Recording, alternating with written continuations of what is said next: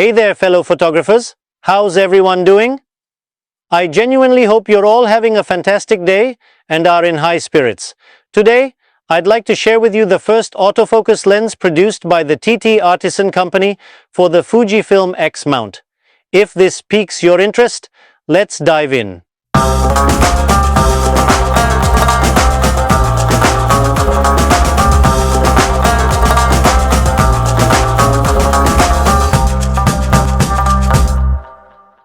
I had never used another product from the TTArtisan brand before. However, I watched many videos of their products on social media, especially on YouTube. I was particularly curious about some of their manual lenses with focal lengths like 17mm and 35mm. When the company contacted me and asked if I'd like to review their 27mm f2.8 autofocus lens, I readily said yes and was excited about it. Although the company sent me the lens for review, I want to make it clear that this review is as independent as always, with no influence from the company, and they will see the video at the same time with you.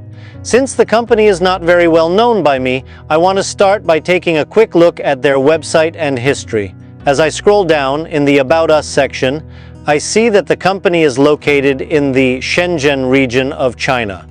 A bit further up, there's more detailed information about the company, stating that it was founded in 2019 and that they produce rangefinder and mirrorless camera manual and autofocus lenses. From this section, we can also view all the company's products. When it comes to autofocus lenses, the one we're going to review today, the 27mm f2.8 lens, is introduced as an ideal compact prime lens. After this preliminary overview, let's get hands-on with the lens and start the review.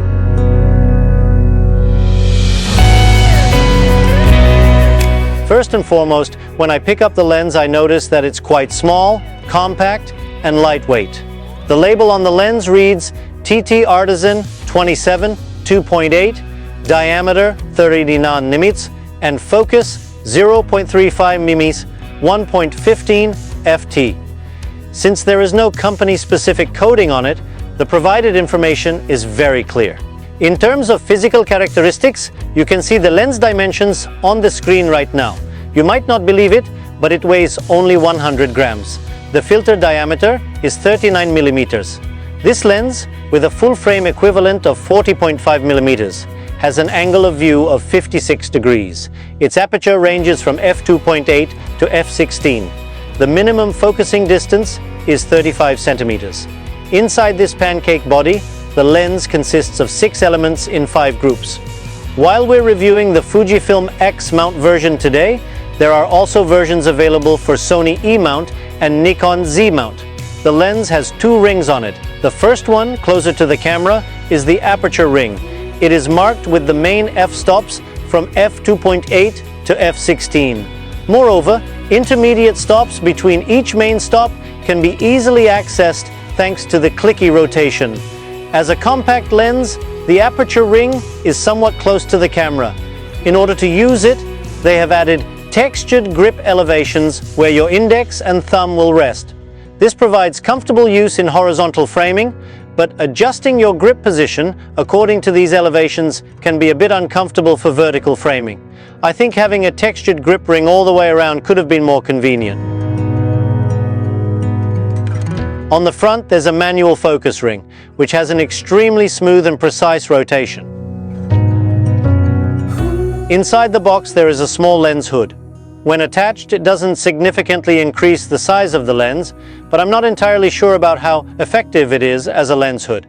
The lens's front cap is very small, made of plastic, and can be attached to the lens both with and without the lens hood attached. One of the most interesting parts of the lens is the rear cap.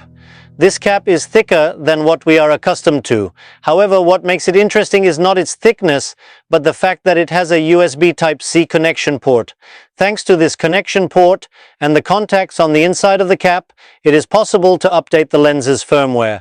They have found a simple and effective solution to keep the lens up to date.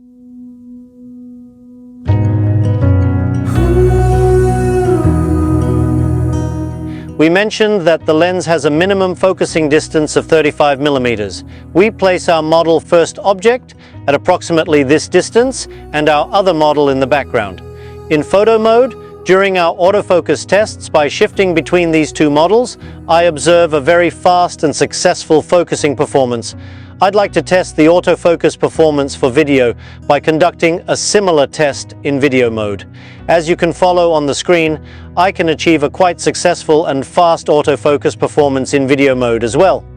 In my tests, I did not encounter any breathing issue, which refers to the slight focus shift that can occur during focusing. This is a very positive aspect. In summary, I can say that the lens performed well in autofocus tests.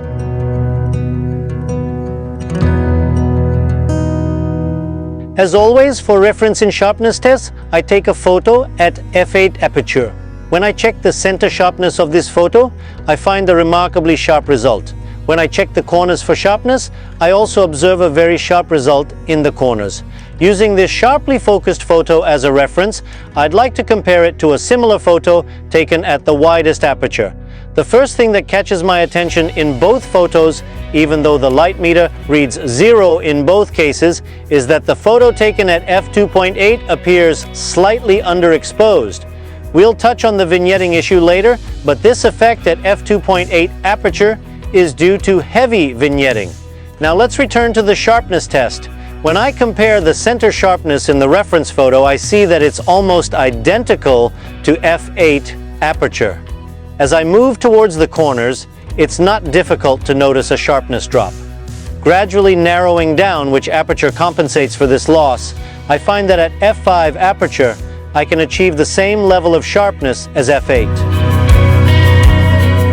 When I compare the reference photo with the narrowest aperture, which is f16, I observe a slight loss of sharpness in both the center and the corners, but this loss is minimal. Moreover, when I open the aperture by just about 2/3 of a stop, the sharpness matches the reference value. The result of all these evaluations truly surprised me. The lens exhibits reliable sharpness in the range between f5 and f13. Within these values, it's an extremely sharp lens from center to corners.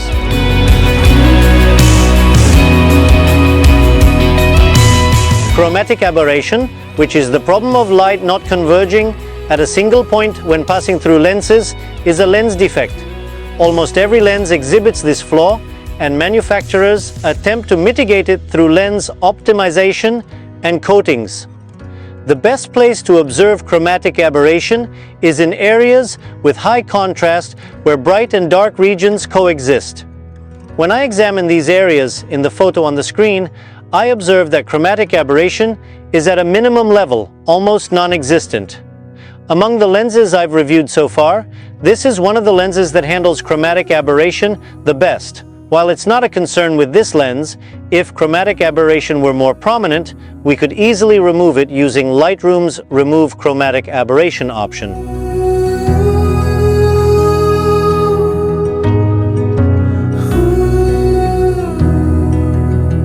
The 27mm lens, which is equivalent to 40.5mm in full frame terms, is quite close to a standard angle of view. Therefore, I don't expect significant geometric distortion from this lens. In the test photo I took at first glance, there doesn't seem to be much geometric distortion. However, when we remove the lens correction option, we can see barrel-type distortion in the raw file. Fortunately, when we enable the lens correction option in Lightroom, this distortion is completely eliminated.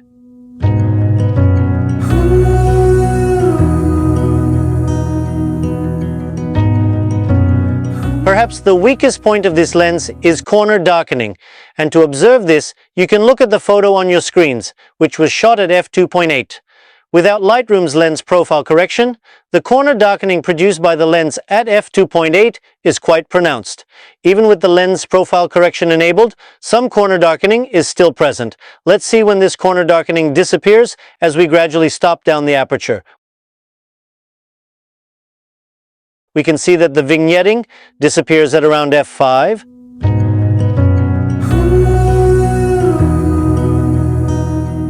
The lens has an aperture of f2.8.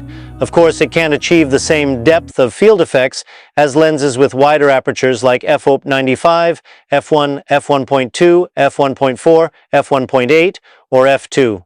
However, you can see examples of the soft focus effect it produces in photos taken at the minimum focusing distance of 35 centimeters with the widest aperture of f2.8 on your screens. The most intriguing aspect is that the bokeh has a swirling appearance, reminiscent of some older vintage lenses.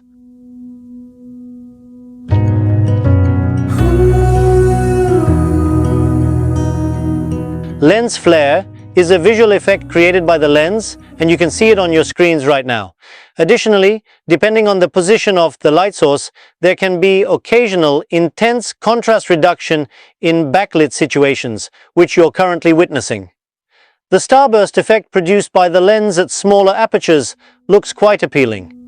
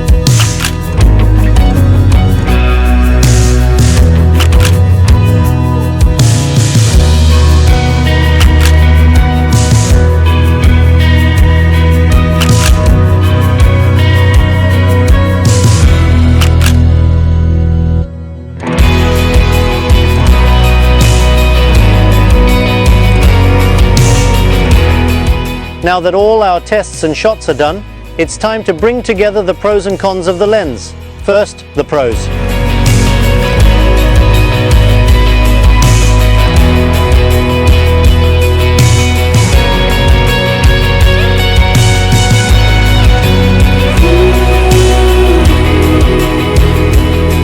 And the cons.